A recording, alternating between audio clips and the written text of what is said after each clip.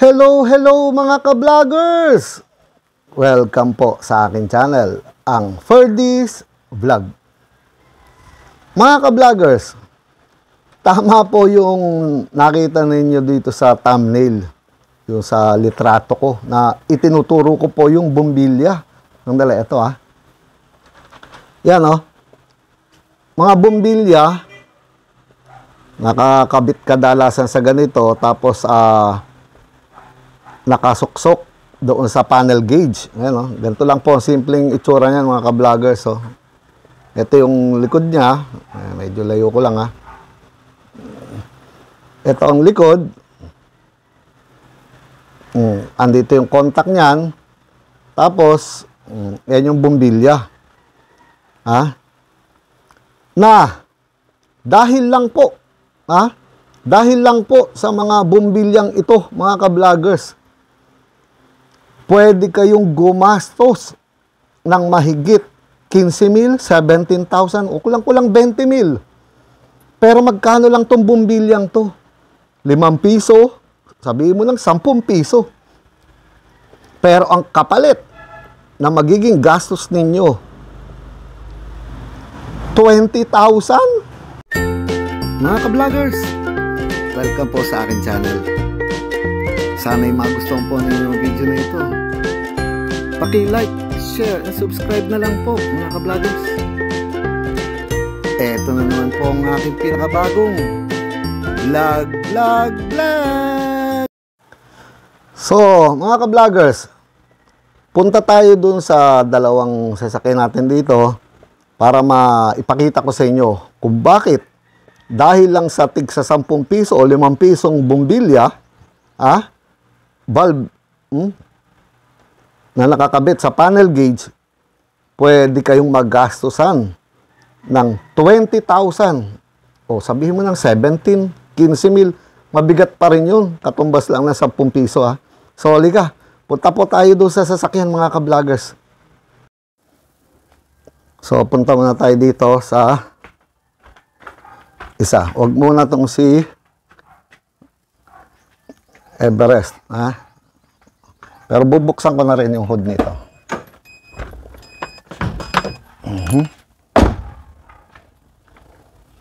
So yan na. May task ko na. At pasok naman tayo dito kay expander. Tignan ninyo. Maalikabok kasi rito Kaya tinatakpan ko sa mga ka-vloggers. Araw-araw ang gamit ko yung isa. So, sa expander, ayan, linis. Napakalinis. Dito tayo sa loob niya. Ayun. Tagal-tagal ko na hindi nagagamit. So, ito, sarado natin. Mag-ilaw tayo. So, nandito yung susi niya. Ayun, okay. Kasi itong si expander ay hindi ginagamitan ng susi. So, ito napakahalaga pala. Ituro ko muna sa inyo.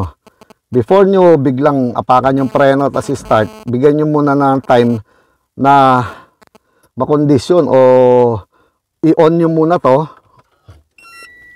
Ayan Tapos, isa pang on.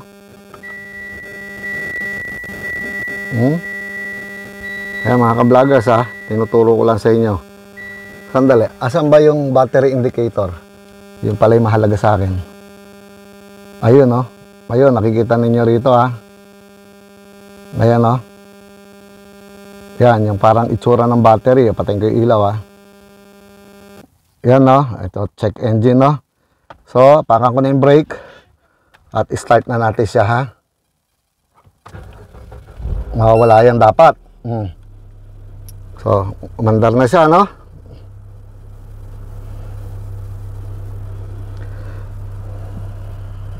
Ayun.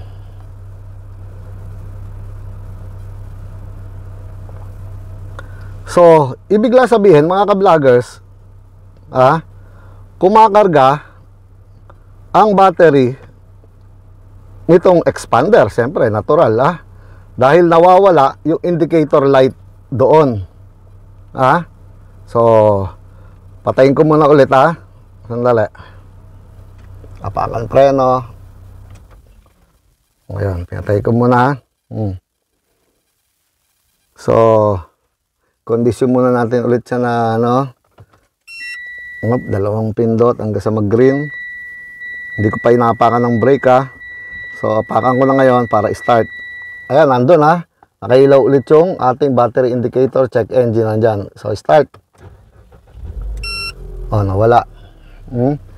So, ibig sabihin, kumakarga, mga ka-vloggers Walang problema, siyempre si expander. So, ano yung sinasabi ko, mga ka-vloggers Sandali, lalabas tayo at pupunta naman tayo dito kay Everest. Pabayaan ko lang munang umaandar to para medyo uminit ang makina. Sandali. Punta tayo doon sa kabila.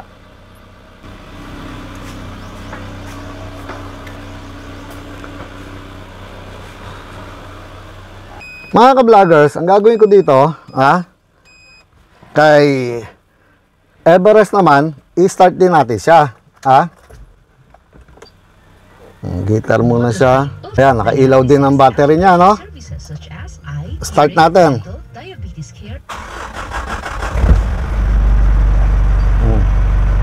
Wala din dapat siyang oil. Kita ninyo mga ka-vloggers,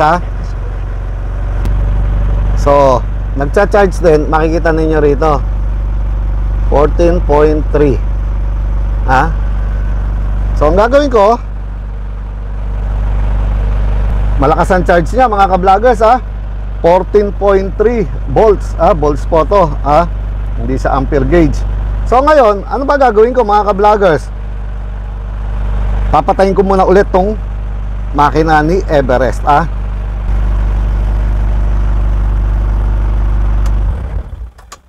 Ayun, patay na. So sandali mga ka-vloggers, may papakita lang ako sa inyo dito sa Everest natin. Tingnan nyo. Meron akong inilagay na bumbilya dyan. Ayan. Para saan yung bumbilyang yan, mga ka-vloggers? Tingnan po ninyo I-on ko yung susi, mga ka-vloggers On lang, hindi ko papa-start Punta tayo dito.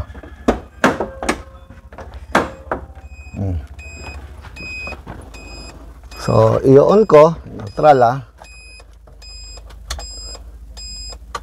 yan, umilaw yung battery, yung langs yan. So, labas tayo ulit. Nakailaw din yan mga ka-vloggers So, kapag umi-start na, start natin kailangan mamamatay din yun, kasabay nito. Yan. Ayan Ayan, nawala lahat.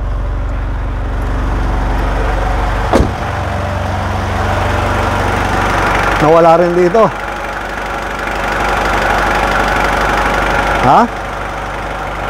So, balik tayo dito. Tignan natin yung charging.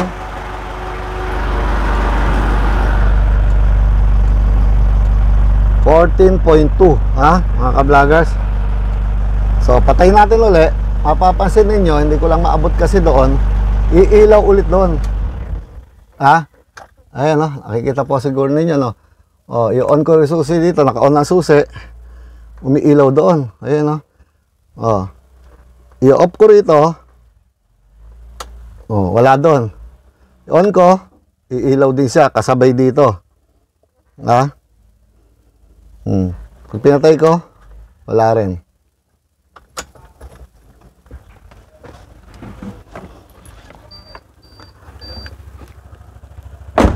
Para saan ba yun mga ka-vloggers?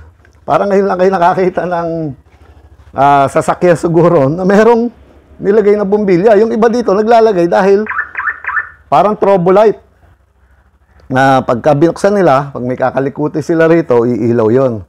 Pero yung sa akin, parang konektado. Nakita ninyo Parang siyang konektado doon sa pilot light, doon sa loob. Doon sa bumbilya sa panel gauge. Opo, mga ka-vloggers. Konektado siya. Bakit? Ba't ako gumawa ng ganun? Kasi mga ka-vloggers, nangyari kasi noon sa akin, Ewan ko kung napanood ninyo yung nangyari dito kay Everest noon na nadiskarga. Tapos kinalas ko yung alternator, tinignan namin ni Jun, ni Jun Hapon. Shout out sa'yo, kaibigang matalik ko yan. So, nakita niya, okay yung carbon brass, may dala pa nga akong IC na bago.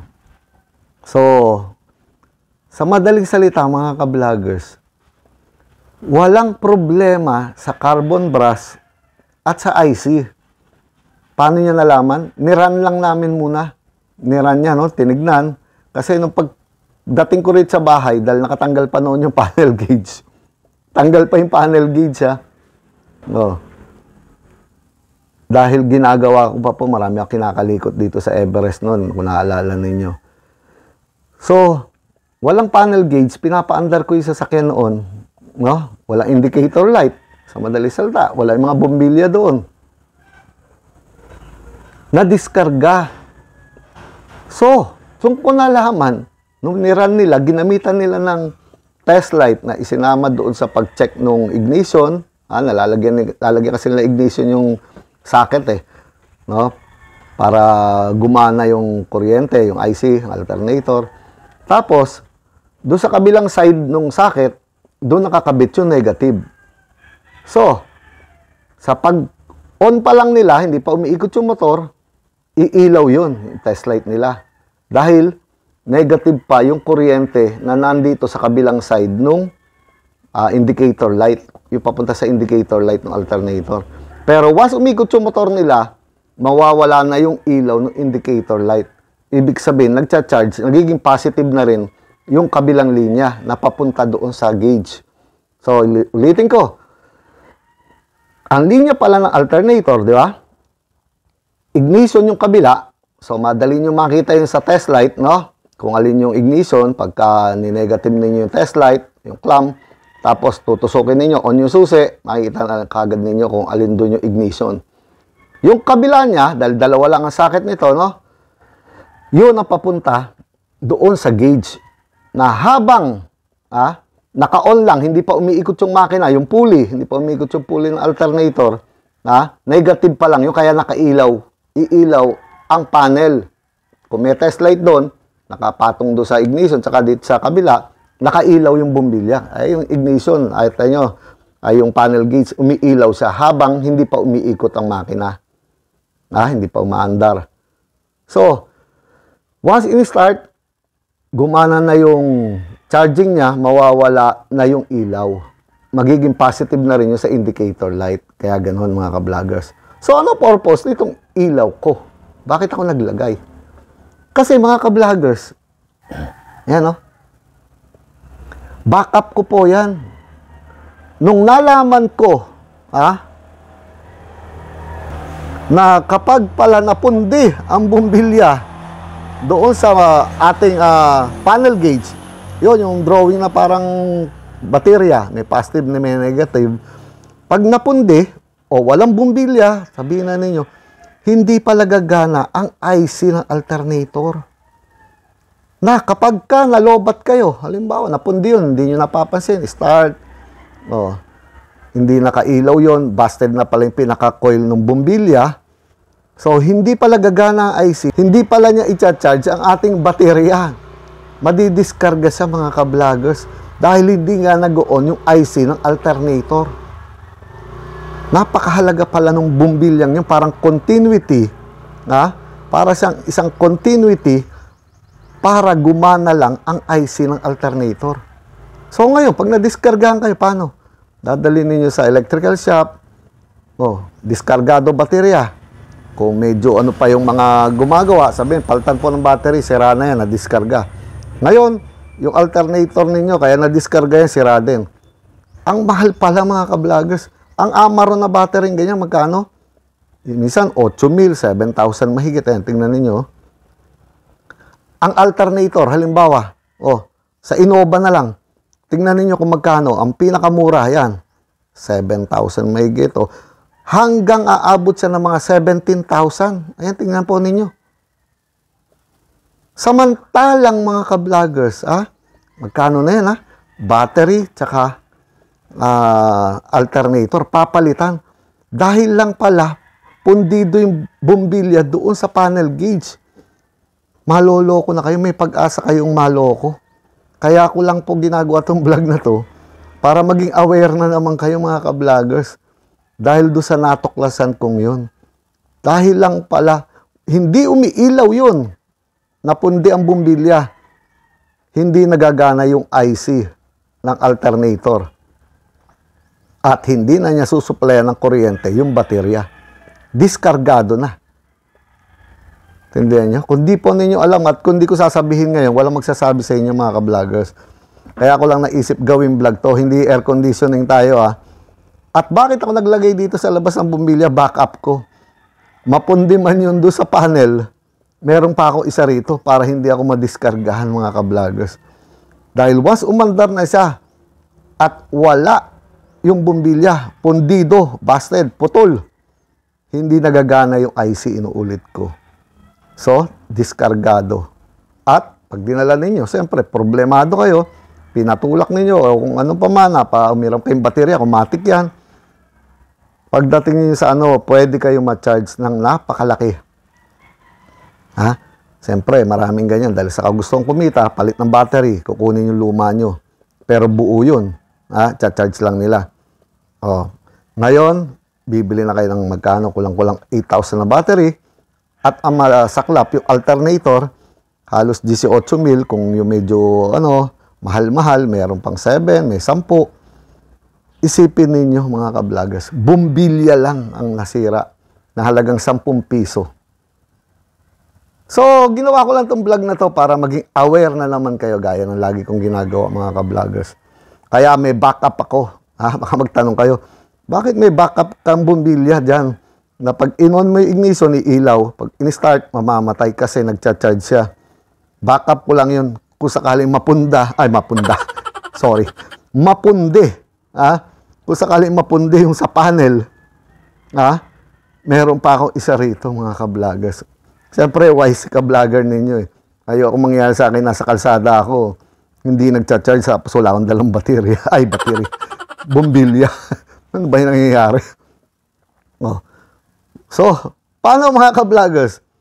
Isinare ko lang po sa inyo to dahil siyempre naman, kayo lagi ang concern ko. Para sa pagkatungkol sa sasakyan, sige.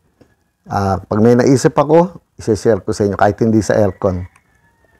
Okay mga ka-vloggers? Ano pa ba sasabihin ko? Ito na naman po ang pinakabagong edition ng aking vlog. Paalam mga ka-vloggers, paalam po. Maging wise. Sayang din yun, 20,000. Samantalang 10 pisong baterya lang pala. Tandaan ninyo pag yung panel gauge hindi umiilaw yung sign ng battery na pundi, pwede palang madiskarga ang baterya nyo. Tandaan po ninyo yun. Pero, kapag ka naman ini-start, lagi siya nakailaw, may problema kayo sa alternator nun. Maaaring ubos na yung carbon brass o yung IC. Hindi bumbilya ang problema nyo. Nakasindi nga yung ilaw Okay? Nililinaw ko lang. Paalam!